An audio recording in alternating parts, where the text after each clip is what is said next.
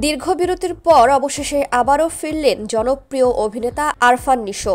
রোববার অভিনেতার জন্মদিনে ভক্তদের সামনে নিজের নতুন সিনেমার ঘোষণা দেন এই অভিনেতা। শিহাব শাহীনের পরিচালনায় দাগি নিয়ে আসছেন নিশো। তার বিপরীতে থাকছেন সুরঙ্গ খ্যাত তমা মির্জা এবং সুনেরা বিনতে কামাল।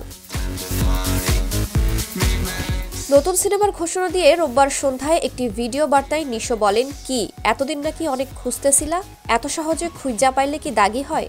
নিশো যখন নতুন সিনেমার ঘোষণা দিচ্ছেন তখন তার পাশে ছিলেন তমা মির্জা, সুনেরা বিনতে কামাল ও পরিচালক শিহাব শাহীন। এ সময় ভক্তদের স্মরণ করিয়ে দিয়ে নিশো জানান, ক্যালেন্ডারে দাগ কাইটা রাখো, এই দাগির সঙ্গে দেখা হবে ঈদে।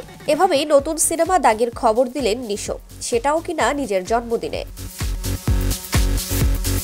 ভিডিওতে দেখা যায় হেলিকপ্টার ল্যান্ড করতে এন্ট্রি নিলেন নিশো, চোখজোড়া ঢাকা কালো চশমায়। এরপর নেমে এলেন তমা মির্জা, সৌন্দর্যের দুটি ছড়ালেন তিনিও। সবশেষ যোগ দিলেন শৈল্পিক সুন্দরী সুনেরা বিনতে কামাল। তাদের সঙ্গে প্রযোজক রেদওয়ান রনি ও শাহরিয়ার শাকিলেরও দেখা মিলল এক ঝলক।